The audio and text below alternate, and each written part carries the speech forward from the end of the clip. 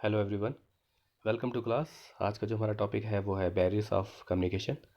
आज हम कम्युनिकेशन के बारे में पढ़ेंगे कि वो कौन सी रुकावटें हैं जिसकी वजह से जो कम्युनिकेशन है वो इफ़ेक्टिव तरीके से हम नहीं बोल पाते या रिसीवर तक नहीं पहुंच पाती या रिसीवर अच्छे से अंडरस्टैंड नहीं कर पाता। जैसे यहाँ पर एक पर्सन है जो कम्युनिकेट कर रहा है, लेकिन जो यहाँ पर रिसीवर साइड है वो कम्युनिकेशन को अच्छे से अंडरस्टैंड नहीं कर पा रहा है। उसका एक रीज़न है यहाँ पर जो बीच में लगी दीवार की वजह से ये कम्युनिकेशन नहीं हो पा रहा है। तो ये एक तरह का बैरियर है। जैसे communication barriers are the factor that abstract the effectiveness of communication. Communication barriers वो बाधा हैं, वो फैक्टर्स हैं जो इफ़ेक्टिव कम्युनिकेशन में क्या करते हैं, बाधा डालते हैं या उसको अच्छे से डिलीवर होने में नहीं कर पाते हैं। They result in mismatch between understanding the message by the sender and the receiver. इसका मतलब है कि जो सेंडर कहना चाह रहा है और जो रिसीवर सुन रहा है, अंडरस्टैंड कर रहा है, उनके बीच में कम्युनिकेशन मिसमैच है। चलिए आगे बढ़ते हैं।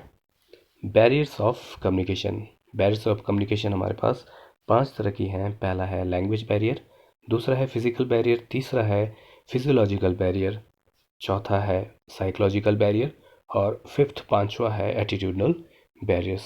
अब हम देखते हैं। सबसे पहला है हमारे पास लैंग्वेज बैरियर। जब दो व्यक्तियों के लैंग्वेज अलग अलग हैं या कम्युनिकेट कर रहे हैं, उनके बीच में कॉमन लैंग्वेज नहीं है, तो भी ये एक सबसे बड़ा लैंग्वेज बैरियर माना जाता है। मान लीजिए एक आदमी पुर्तगाली भाषा बोलता है और दूसरा आदमी हिंदी भाषा बोलता है। जैसे हम हिंदी बोलते हैं, मेरी भाषा पुर्तगाली को समझ नहीं आएगी, पुर्तगीज़ जो है उनको समझ नहीं आएगी, और जो उनकी भाषा है वो मुझे समझ नहीं आएगी। तो जो दो लोग हैं वो आपस में कम्युनिकेट नहीं कर पाएंगे। और कुछ एक टेक्निकल टर्म्स होते हैं जिसका हर फील्ड में अलग अलग मीनिंग रहता है।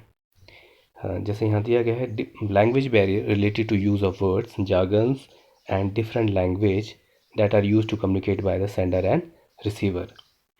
सेंडर और रिसीवर के अगर लैंग्वेज डिफरेंट है और उसमें कुछ टेक्निकल टर्म्स हैं, तो भी एक बैरियर का काम करता है।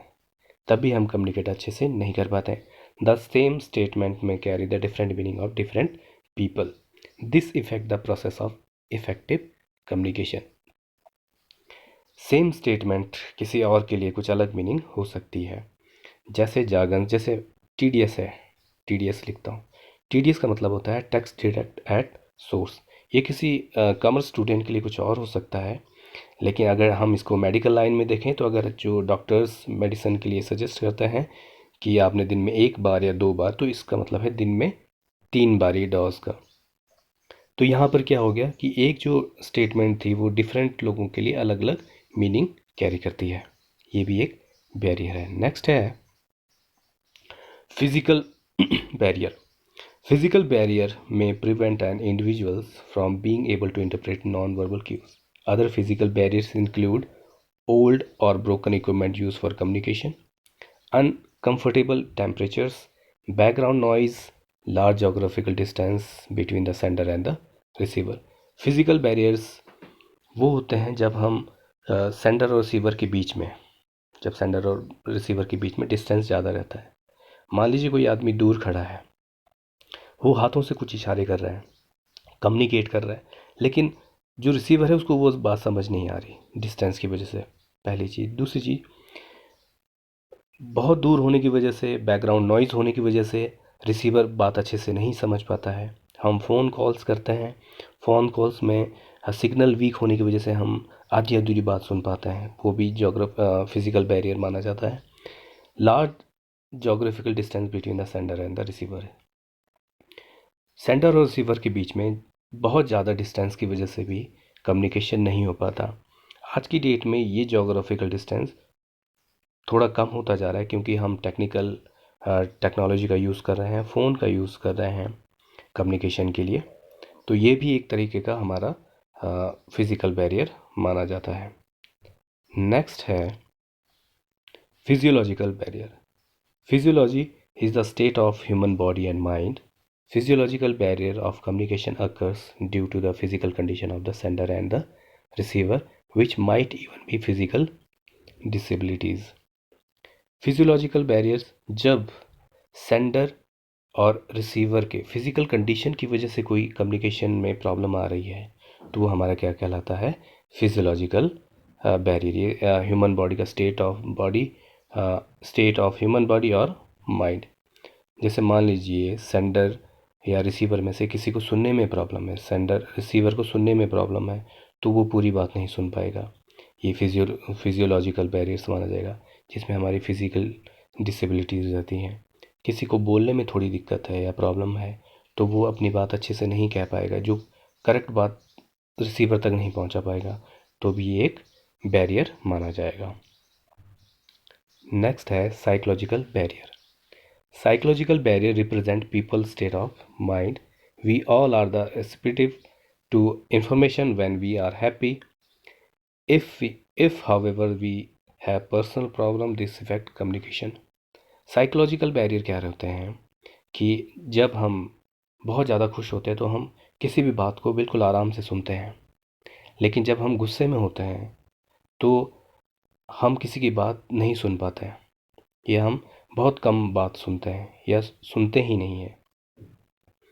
दूसरी, हमारे साइकोलॉजिकल दिमाग में ये रहता है कि मुझे डर है, मैं कम्युनिकेशन नहीं कर पाऊँगा। इस वजह से भी क्या है, वो एक तरह का बैरियर रहता है। जैसे अगर मान लीजिए आप किसी आदमी से कुछ बात कह रहे हैं, अगर वो खुश है तो वो आपकी बात बहुत अच्छे से सुनेगा, कम्युनिकेशन पूरा हो जाएगा। लेकिन अगर वो गुस्से में है तो आप जो बात कहना भी चाह रहे हैं, कोई नॉर्मल सी भी बात है, वो बात कम्युनिकेशन नहीं हो पाएगी, आप उनको बोल ही नहीं पाएंगे। तो ये क्या है, हमारा साइकोलॉजिकल बैरियर्स है, क्योंकि आदमी के अलग अलग माइंड रहते हैं। कभी वो खुश होता है तो कभी दुख होता है, कभी गुस्सा होता है, ज़्यादा एंगर रहता है, तो भी ये क्या है, ये साइकोलॉजिकल बैरियर्स हैं। नेक्स्ट है attitudinal barriers. Attitudinal barriers are behaviors or perceptions that prevent people from communicating effectively. Attitudinal barriers वो होते हैं जो प्रिवेंट करते हैं कम्युनिकेशन के लिए, रुकावटें पैदा करती हैं उनके बिहेव और परसेप्शन। पहले से सोच के रखना कि ये चीज़ कम्युनिकेशन के रिगार्डिंग इस तरीके से होनी है, या कम्युनिकेशन से पहले ही अपने माइंड में सेट कर लेना कि कम्युनिकेशन नहीं हो पाएगा या नहीं सुन पाएगा। जैसे आगे देखते हैं, these barriers often emerge from a lack of understanding, which can lead people to ignore, to judge, to have misconceptions about a person with the disabilities. Attitudinal का मतलब है कि इस तरीके का एटीट्यूड रखना कि जैसे मान लीजिए किसी को कोई फिज़िकल प्रॉब्लम है, तो उसकी अच्छाइयों पे ध्यान ना दे के उसकी कमज़ोरियों पे ध्यान दे के ये सोचना कि भाई इससे कम्युनिकेशन करना अच्छे से नहीं हो पाएगा या वो नहीं सुन पाएगा, जिसमें हमारा रहता है जैसे लैक ऑफ अंडरस्टैंडिंग, दूसरों को नहीं समझना, लोगों को इग्नोर करना, वो भी कम्युनिकेशन नहीं हो पाएगा। टू जज करना, पहले से ही जज कर लेना कि कम्युनिकेशन मैं करूँगा तो हाँ इस तरीके से होगा, या वो उसका गलत मीनिंग निकाल देगा। मिसकंसेप्शंस रखना लोगों के रिगार्डिंग जो थोड़े से डिसेबिलिटीज़ हैं उसका रिगार्डिंग, तो ये भी हमारा क्या कहलाता है, एटीट्यूडनल बैरियर्स। तो ये थे हमारे बैरियर्स